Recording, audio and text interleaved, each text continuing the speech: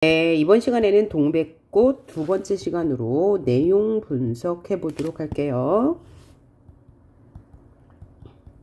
자, 첫 부분 봅시다. 오늘도 또 우리 수탉이 막 쪼이었다라고 하는 것을 통해서 우리 수탉이 쪼이는데 또라고 했어요. 그래서 우리 수탉이 쪼이는 게 처음이 아니라는 것을 알 수 있고 오늘도라는 것을 통해서 바로 현재 이야기구나라는 거 알 수 있네요. 내가 점심을 먹고 나물 하러 갈 양으로 나올 때였다라고 했으니까 나가 작품 안에 등장하는 1인칭 시점임을 알 수 있고요. 다른 말로 작품 속의 화자라고 하죠. 그리고 자신의 이야기를 고백적으로 보여주고 있기 때문에 고백적 성격을 띈 나라고 할 수도 있고요. 그 다음에 말투가 굉장히 구어체로 이루어졌어요. 문어체가 아니고 말하는 것처럼 소설을 이어나가기 때문에 친근함을 줍니다. 친근함을 주고요. 자, 내가 점심을 먹고 나무를 하러 갈 양으로 나올 때였다. 그러니까 서술자가 지금 나무를 하러 가는 중입니다. 산으로 올라서려니까 등 뒤에서 푸드득하고 닭의 횟소리가 들렸어요. 그래서 횟소리에서 이 회는 뭐냐면 닭이나 새가 날개를 펴고 탁탁 치는 소리를 우리는 횟소리라고 합니다. 자, 그러니까 이 회는 뭐냐면 닭의 날개란 뜻이에요. 닭의 횟소리가 들리고 야단이다. 깜짝 놀라면 고개를 돌려보니까 아니나 다르랴 서리법이죠. 그러니까 내가 예상한 대로다. 또 뭐 하고 있어? 닭 싸움을 점순이가 벌이고 있어. 두 놈이 또 얼리었다는 둘 이상의 사람이나 짐승이 한데 섞여 어우러지다. 자, 여기 이제 어휘가 이제 여러분이 잘 안 쓰는 어휘가 많이 나올 거예요. 왜냐하면 이 작품의 배경이 1930년대를 배경으로 하고 있고 김유정 작가가 일제강점기 시대를 산 인물이잖아요. 게다가 얘는 지금 토속적인 언어를 많이 사용해요. 즉 사투리가 많아요. 그래서 우리가 모르는 어휘가 상당히 많아요. 그래서 이 어휘는 반드시 시험에 나온다고 생각하고 무조건 알아두셔야 돼요. 객관식으로 나옵니다. 자, 점순내 수탉은 대강이가 크고 똑 오소리같이 실팍하게 생긴 놈이 작은 우리 수탉을 함부로 해내는 것이다. 그러니까 뭐야? 점순내 수탉과 우리 수탉이 지금 싸우고 있어요. 점순이가 또 싸움을 붙인 거죠. 그런데 이 점순내 수탉과 우리 집 수탉의 외양을 대비하여 설명해 주고 있는데, 자, 점순내 수탉은 어떻게 생겼다고요?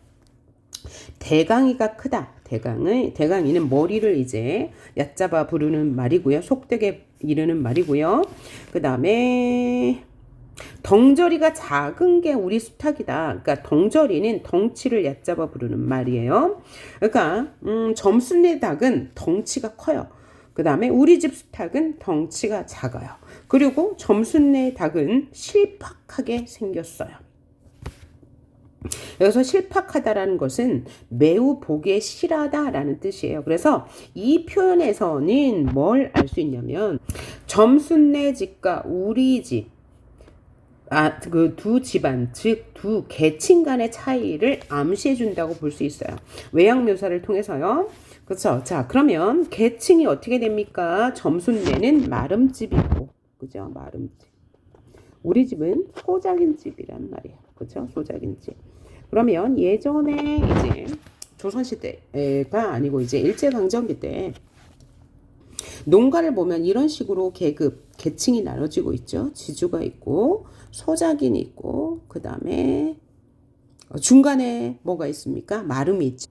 자, 그러면 이 지주는 땅의 주인인데 소작인에게 빌려주잖아요. 그런데 직접 빌려주지 않고 중간 거강꾼, 그러니까 오늘날의 부동산 중개인 같은 역할을 하는 마름이 있었어요. 그러니까 점순내 집은 마름이니까 소작인인 우리 집은 잘 보여야 합니다. 왜냐하면 이 마름의 마음에 따라서 땅을 계속 얻을 수 있는지 없는지가 결정이 되기 때문이에요.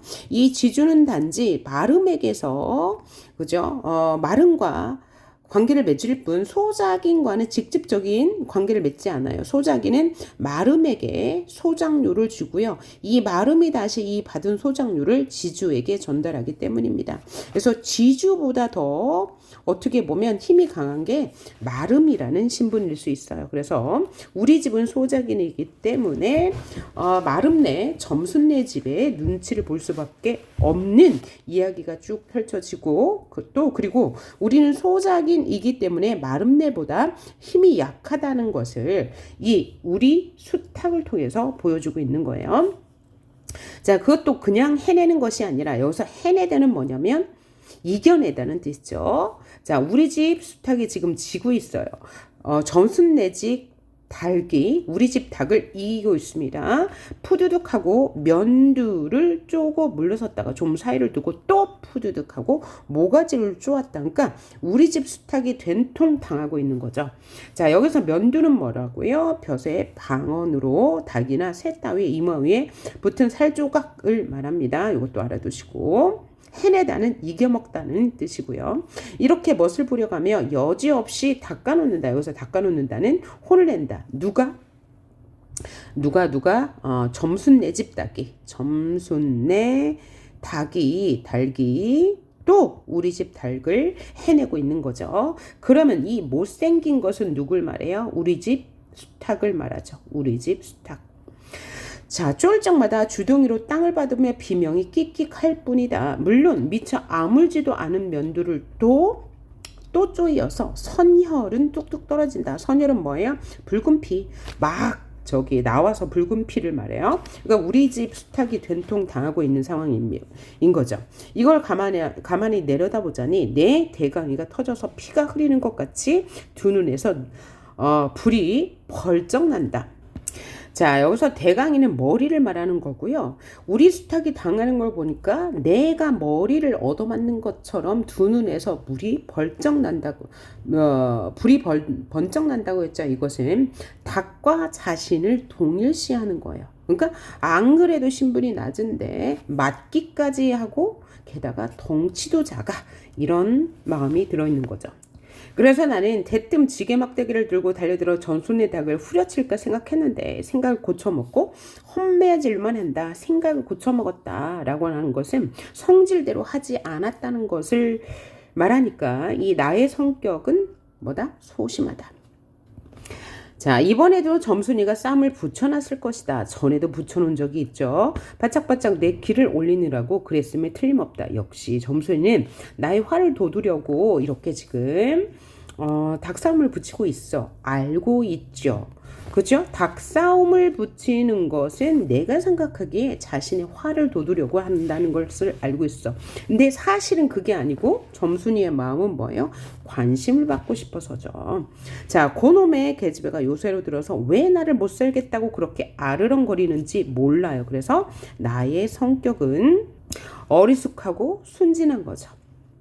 그럼 점순이가 왜 이런 행동을 하지? 라고 볼 때 다음 단락을 보면 알 수 있죠.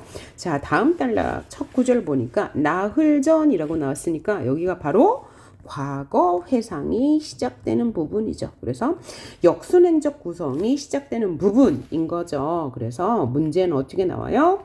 역전적 구성, 역순행적 구성을 확인할 수 있는 부분을 찾아라.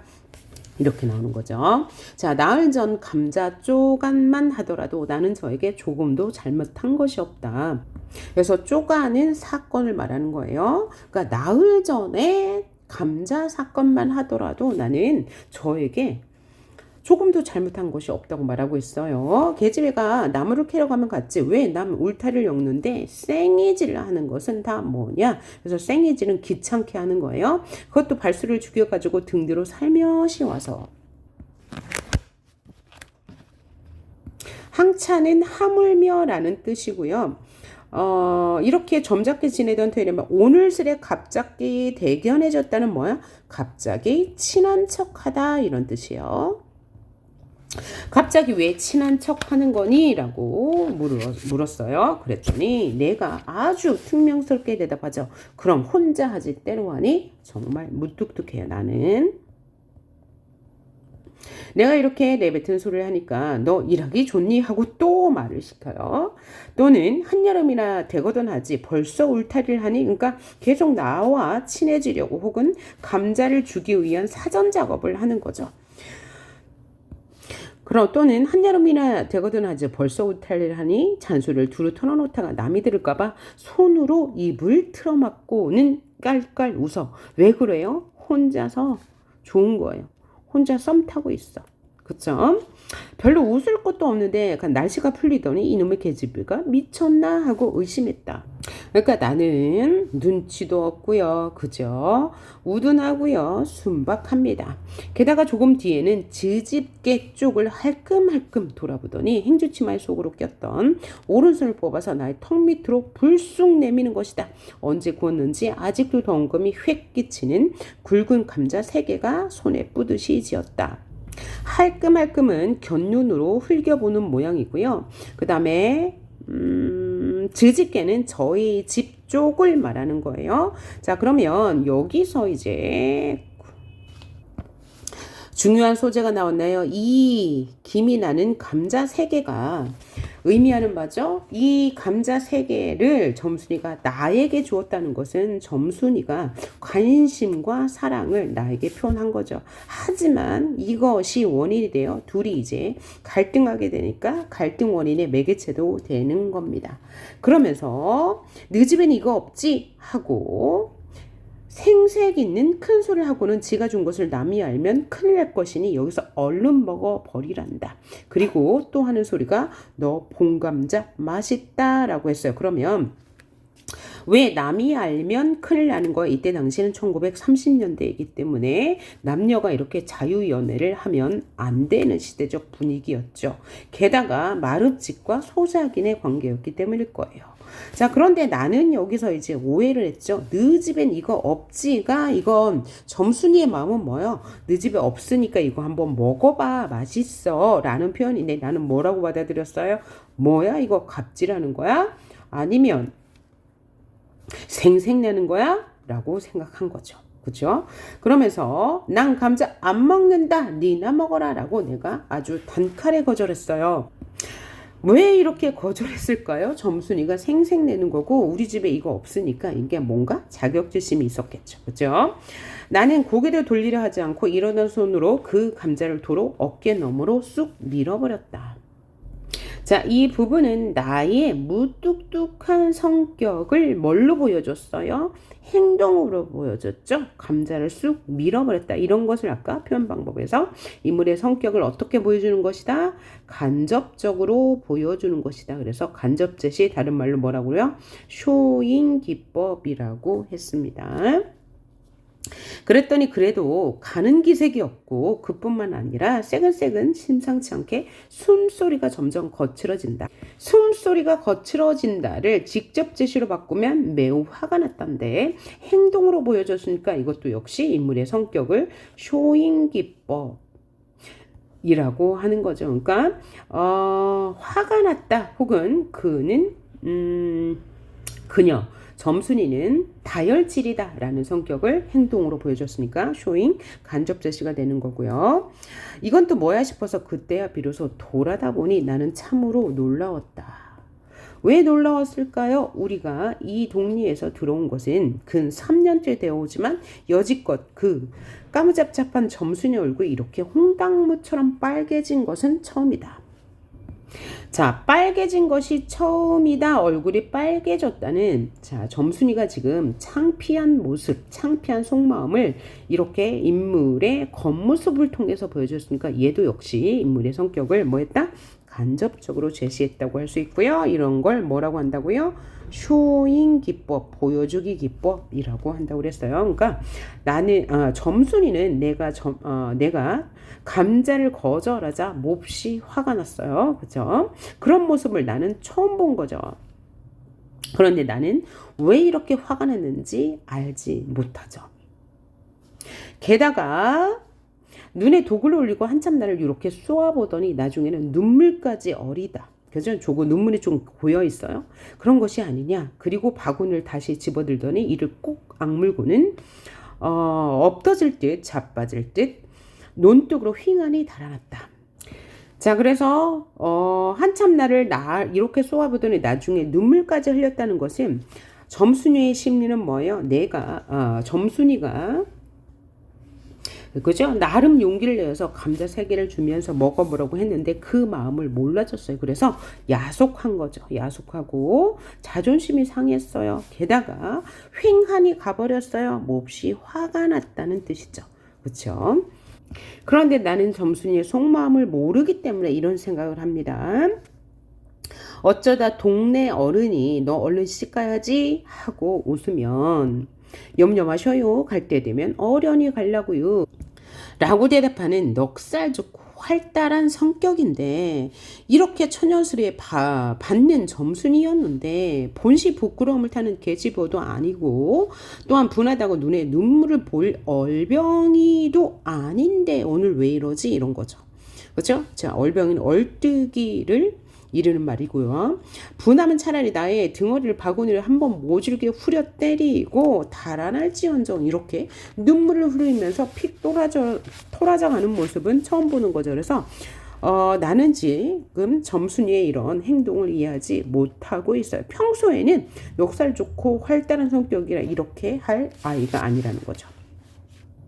그런데 그 고약한 그 꼴을 하고 가더니 그 뒤로 나를 보면 잡아먹으려고 기를 복복 쓰는 것이었다.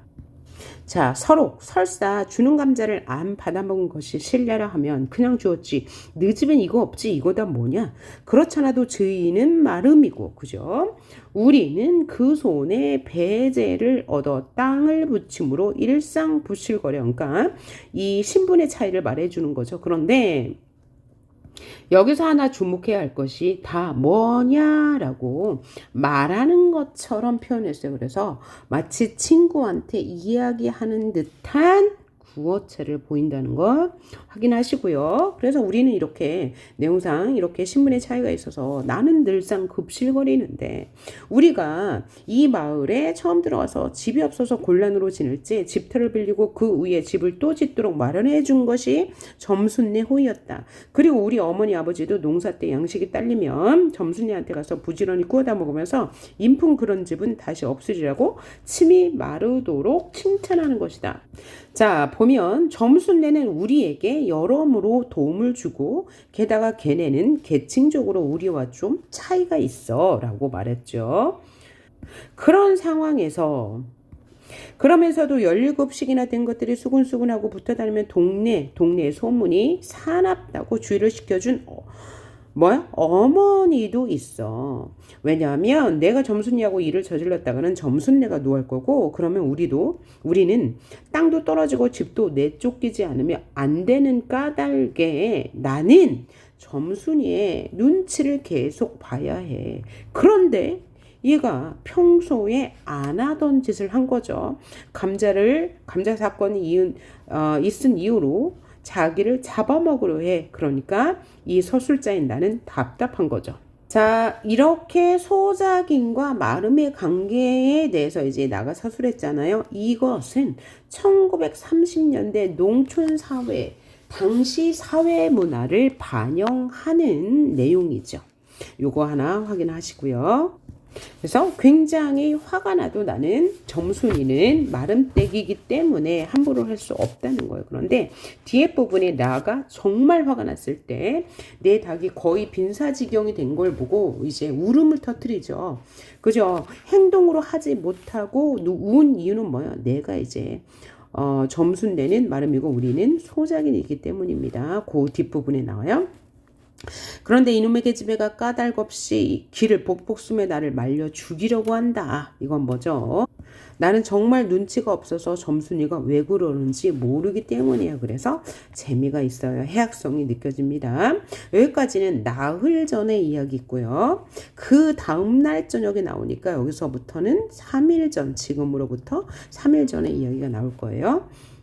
자, 3일 전의 이야기. 그 눈물을 흘리고 간 그 다음날 저녁 그러니까 3일 전이죠. 감자 사건이 나흘 전이므로 이 부분은 3일 전이에요. 그러니까 역순행적 구성을 확인할 수 있는 부분이 그 다음날 저녁, 이것도 역순행적 구성을 확인할 수 있는 부분입니다. 나무를 한 짐 잔뜩 지고 산을 내려오려니까 어디서 닭이 죽는 소리를 친다. 이거 네 집에서 닭을 잡나 하고 점심내 울타리로 돌아오다가 나는 그만 두 눈이 둥그레져서 깜짝 놀랐죠. 왜 놀랐냐? 점순이가 즈집, 자기네 집 봉당, 이거는 토방이란 말이에요. 안방과 건너방 사이에 마루에 홀로 걸터 앉았는데, 아, 이게 치마 앞에다 우리 씨암탉을 꼭 붙들어 놓고는 이놈 닭 죽어라 죽어라 하면서 안팡스럽게 패고 있었기 때문인 거죠.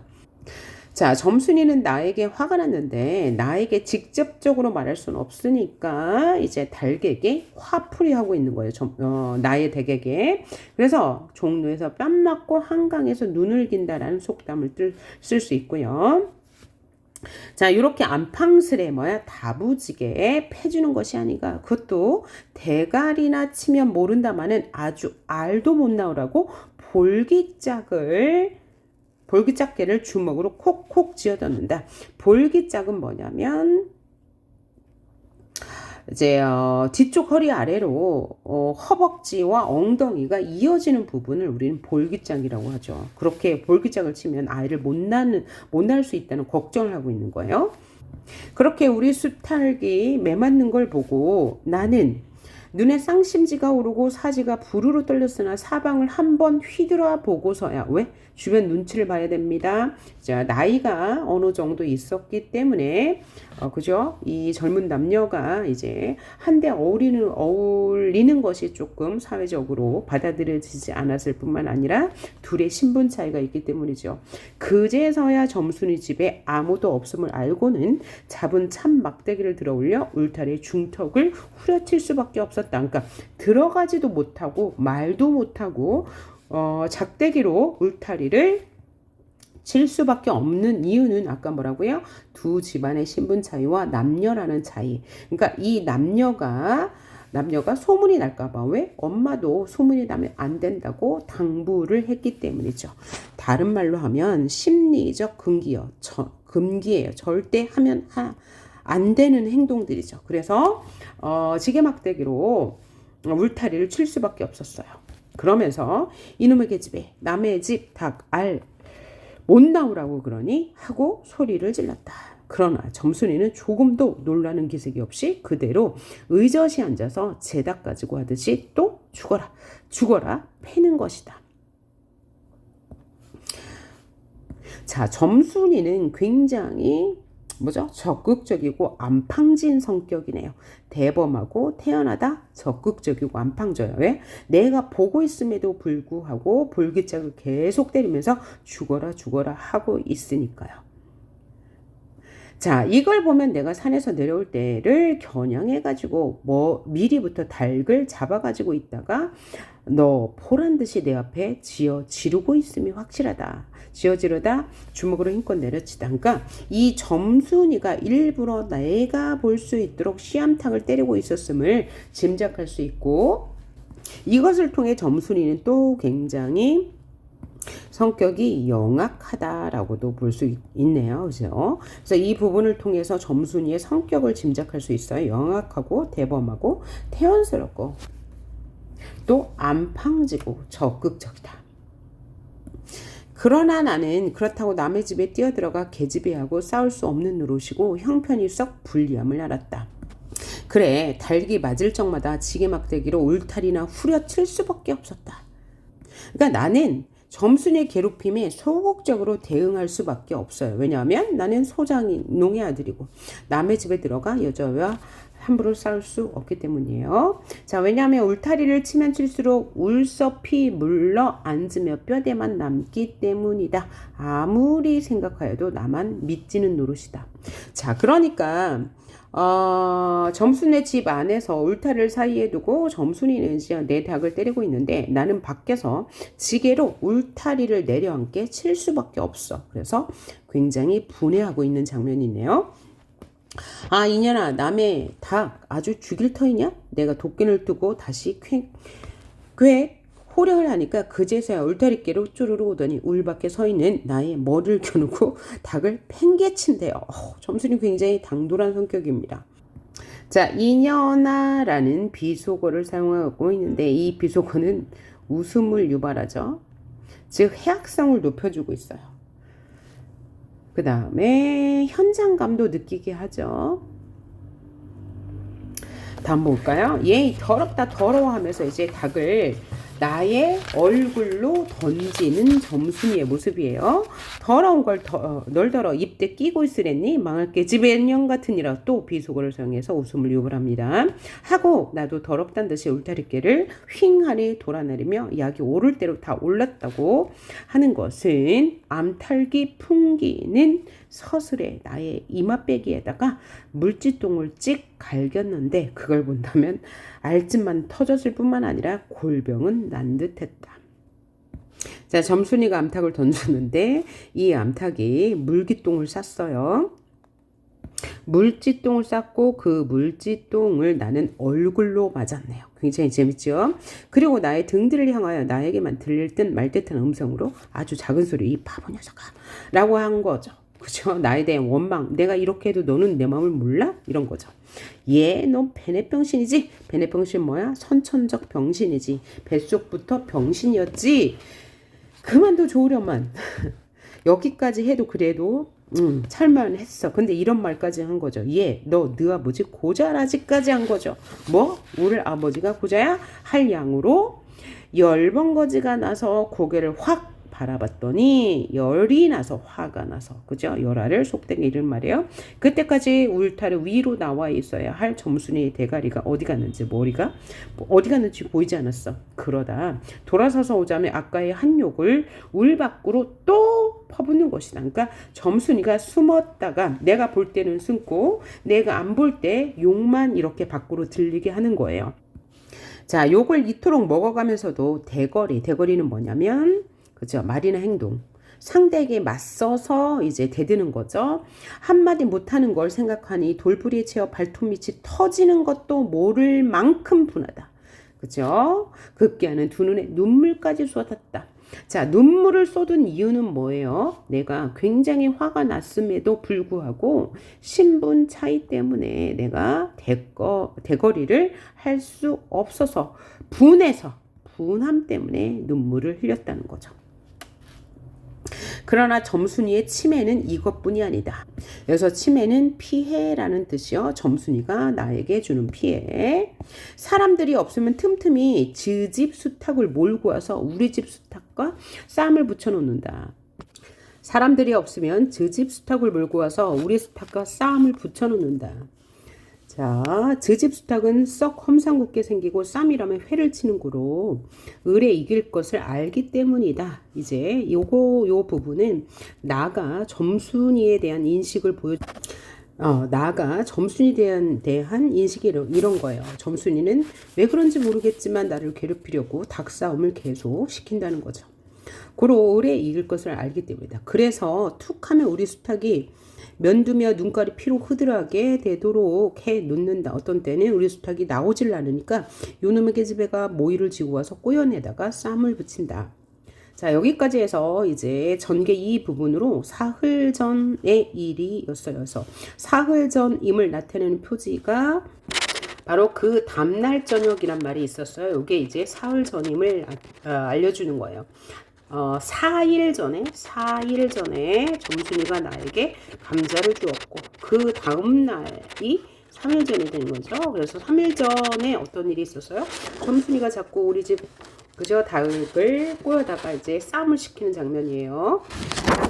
그래서 이 부분에서 우리가 체크해야 되는 것은 점순이가 영악하고 집요한 성격임을 여기에서 알 수 있어요. 어떤 때는 우리 수탉이 나오지 않으니까 깨워가지고 쌈을 붙이는 게 점순이가 아주 영악하고 집요한 성격임을 알 수 있는 부분이고요. 또 하나는 여기에서 우리가 알고 가야 할 게 수탉이 갖는 의미죠. 즉 닭싸움이 갖는 의미예요. 점순이가 자꾸 우리 집 수탉을 꼬여다가 닭싸움을 시켜요. 이것은 나와 점순이의 외적 갈등을 일으키는 소재다. 갈등의 소재예요. 자, 그러면 우리가 이제 갈등이라는 것도 이제 여러 가지 유형이 있는데요. 갈등은 원래 사전적 의미가 칡과 등나무가 얽혀 있다는 거예요. 그런 것과 같이 사람 사이에 충돌하는 것을 우리는 갈등이라고 하는데요. 소설에서 갈등의 유형은 첫째, 개인과 개인 간의 갈등이 있죠. 이것은 개인과 개인, 즉 사람과 사람 간의 갈등이에요. 두 번째는 내적 갈등이 있고요. 세 번째는 사회와의 갈등. 개인이 처한 사회적 환경 때문에 일으키는 갈등. 예를 들면 홍길동전에서 홍길동이 갈등하는 이유는 서자 차별제도 때문에 이제 갈등하는 거. 그게 이제 대표적인 사례고요. 네 번째는 자연과의 갈등이 있어요. 자연과의 갈등은 이제 홍수가 난다던가 아니면 뭐 폭풍우가 친다던가 이러므로 인해서 사람이 힘들어져. 그런 것을 우리는 자연과의 갈등이라고 하는데, 이 소설은 크게 볼 때 개인과 개인 간의 갈등, 즉 나와 점순이와의 갈등이 있는 거죠, 표면적으로.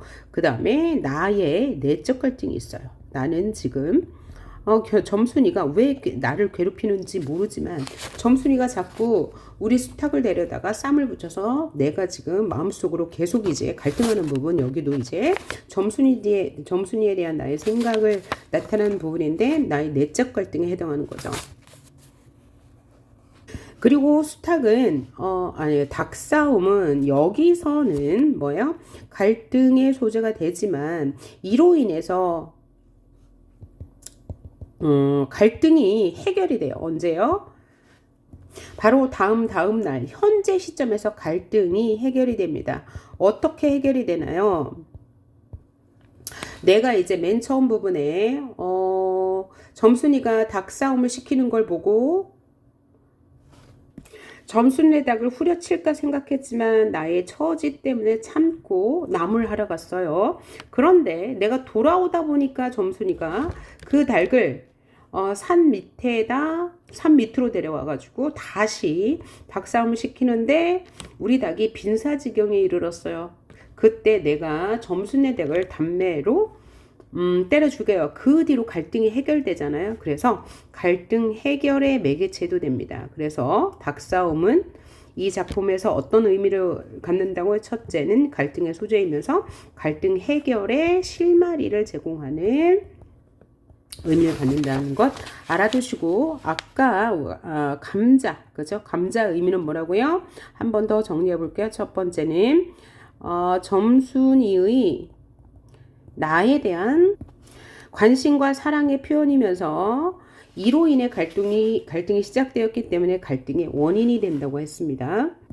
하나 더 이 부분에서 확인하고 갈 것은, 회를 친다는 것은 어떤 일에 아주 능숙하다는 뜻을 가지고 있다는 것.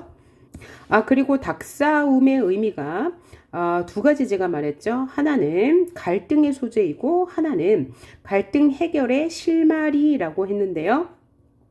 하나 더 뭐예요? 나에 대한 점순이의 애정과 미움의 이중적 감정을 드러낸다고 했습니다. 자, 한 번 더요. 자, 닭싸움은 갈등의 소재이면서 갈등 해결의 실마리 라는 의미를 가지고, 또 하나는 나에 대한 점순이의 애정과 미움의 이중적 감정이에요. 자, 그럼 애정이라는 것은 내가 지금 점순이가 나에 대해서 관심을 보이는 거죠. 그 다음에 내가 자신의 마음을 몰라주니까, 점순이의 마음을 몰라주니까 미움의 감정도 담겨 있습니다. 자, 여기까지 지금 사흘전까지 왔네요. 그 다음 장면 봅시다. 자, 이렇게 되면 나도 다른 배제를 차리지 않을 수 없었다. 배제는 어떤 계획이에요? 하루는, 여기서 하루는이 현재로부터 하루 이틀 전이에요. 우리 수탉을 붙들어 가지고 넌지시 장독개로 갔다. 쌈닭에게 고추장을 먹이면 병든 황소가 삶은 살을 먹고 용을 쓰는 것처럼 기운이 뻗친다. 그러니까 기운이 뻗친다는 이야기를 들은 거예요. 그러니까 쌈닭에 고추장을 먹이면 기운이 뻗친다, 이런 이야기를 순진하게 믿어요. 그러니까 나의 성격은 매우 순진한 거고요. 점순이의 본심을 알지 못하는 나의 행동이 웃음을 유발하죠.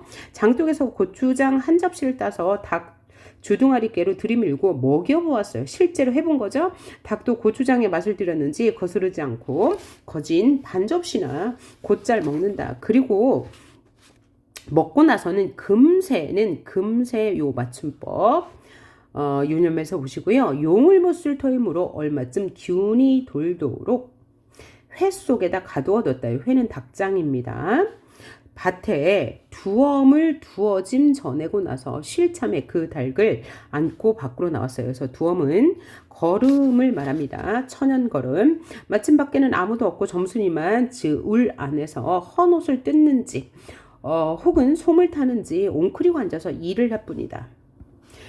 그리고 나서 나는 점순의 수탉이 노는 밭으로 가서 닭을 내려놓고 가만히 맥을 보았다. 그러니까 나는 지금 고추장을 먹여서 우리 집 수탉이 힘을 쓸 거라 생각하고 싸움을 붙이려는 거죠. 그래서 자기 집 닭을 데리고 점순내 수탉이 노는 밭으로 간 거예요. 그래서 내려놓고 가만히 맥을 보았대요. 그래서 맥을 보았다는 것은 형편을, 사정을 혹은 상황을 보았다는 거죠. 이렇게 상황을 살필 때 나의 심리는 긴장감이겠죠. 두 닭은 여전히 얼려 쌈을 하는데 쌈을 시켜놔서 네가 쌈을 하고 처음에는 아무 보람이 없었어. 멋지게 쪼는 바람에 우리 닭은 또 피를 흘리고 그러면서도 날개축지만 푸드득하고 올라뛰고 할 뿐으로 제법 한번 쪼아보지도 못했어요. 그러니까 나는 우리 닭이 좀 이제 고추장을 먹었으니까 잘 싸울 거야 라고 기대를 했어요. 그래서 긴장하면서 보았지만 여전히 우리 닭이 또 피를 흘리고 푸드덕 뛰기만 할 뿐 한 번 쪼아보지 못해서 나는 지금 아쉬움과 실망의 감정을 느꼈겠죠. 그 후 그러나 한 번은 어쩐지 용을 쓰고 펄쩍 뛰더니 발톱으로 눈을 하비고 내려오며 면도를 쪼았다. 우리 닭이요.